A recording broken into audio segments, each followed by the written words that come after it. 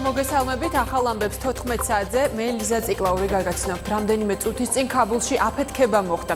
ეს ქუჩის სათვალთვალო კამერების მიერ გადაღებული კადრებია, სადაც აფეთქების მომენტია დაფიქსირებული. ქაბულის ერთ-ერთ რეგიონში პოლიციის აკადემიის კურსდამთავრებულების ავტოკოლონას თავს თვითმკვლელი ტერორისტები დაესხნენ. გავრცელებული ვერსიით მათ ორი ასაფეთქებელი მოწყობილობა ამოქმედეს. დაღუპულია 40 პოლიციელი არიან დაჭრილების ადგილზე საგანგებო რეჟიმში მუშაობენ ექიმები და სამართალდამცველები. ჯერჯერობით მომხდარზე პასუხისმგებლობა არც ერთ ტერორისტულ დაჯგუფებას არ აუღია. სტამბოლში ათათურქის სახელობის აეროპორტში მომხდარ ტერაქტთან კავშირში ეჭვმიტანილი 13 პირი დააკავეს. ამის შესახებ ინფორმაციას სააგენტო როიტერი ადგილობრივ ხელისუფლებაზე დაყრდნობით ავრცელებს. სააგენტოს ცნობით დაკავებულთა შორის 3 უცხოეთის მოქალაქეა. პარალელურად ტერაქტის დროს დაღუპულ ადამიანებს ემშვიდობებიან. ქვეყანაში გლოვის დღეა გამოცხადებული. სახელმწიფო დაწესებულებებზე დაშვებულია დროშები. თურქეთში ტერაქტის მსხვერპლთა რიცხვი 42-მდე გაიზარდა. დაღუპულთა შორის 13 უცხო ქვეყნის მოქალაქეა. თავდასხმის შედეგად 229 ადამიანი დაშავდა, მათგან 41 ამ დრომდე რეანიმაციულ განყოფილებაში რჩება.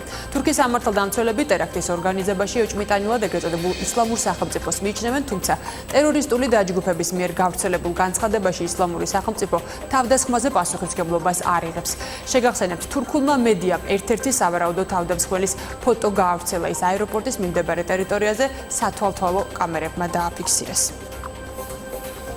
სტამბოლის პროზექტურაში ცხედრების ამოცნობა მიმდინარეობს. შეკრებილი არიან იმ ადამიანების ახლობლები, რომლებიც ამ დრომდე დაკარგულებად ითვლებიან. ტერაქტის შემდეგ 10 ადამიანი კვლავ უგზო-უკლოდ დაკარგულად ითვლება.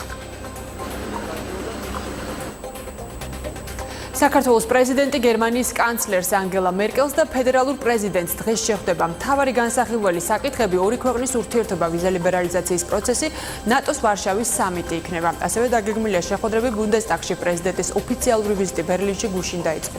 დელეგაციის შემადგენლობაში არიან ეროვნული უშიშროების საბჭოს მდივანი, მთავრობის, პრეზიდენტის ადმინისტრაციის, საპარლამენტო უმრავლესობისა და უმცირესობის წარმომადგენლები. საქართველოს EUTHOS საპარლამენტო ასამბლეის სესიის მასპინძლობისთვის ემზადება. ღონისძიება 1-დან 5 ივლისამდე გაიმართება. მოეწყობა როგორც სესია, ასევე საკომიტეტო და პირისპირ შეხვედრები. საგამოფენო ცენტრი ექსპო ჯორჯიაში დღეს პარლამენტის თავმჯდომარე მოსამზადებელ სამუშაოებს გაეცნო. 1 ივლისიდან პენსია 180 ლარი გახდება. გადაწყვეტილება მთავრობის დღევანდელ სხდომაზე მიიღეს. დავით სერგეენკოს თქმით, პენსიონერებთან ერთად 20 ლარით გაზრდილ თანხას შეზღუდული შესაძლებლობების მქონე პირებიც მიიღებენ.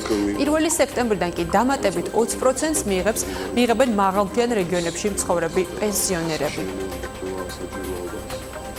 დაკავება თაღლითობის ფაქტზე. ფინანსთა სამინისტროს საგამოძიებო სამსახურმა ჩატარებული ოპერატიული სამუშაოების შედეგად თბილისის მუნიციპალიტეტის საკრებულოს მიწის საკუთრების უფლების აღიარების კომისიის მომსახურების განყოფილების ყოფილი თანამშრომელი აიყვანა. საქმეზე ჩატარებული გამოძიებით დადგენილია, რომ ბრალდებული ერთ-ერთ მოქალაქეს მოტყუებით დაჰპირდა თბილისში მიწის ნაკვეთის საკუთრების უფლების მოპოვებაში დახმარებას.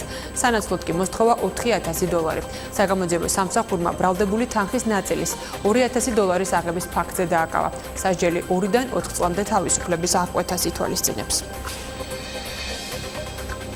მომავალი 14 საათზე ამით დასრულებულია. გმადლობთ ყურადღებისთვის. ახალი ამბებით და ვრცელი გამოშვებით პირდაპირ ეთერში 16 საათზე დავბრუნდებით.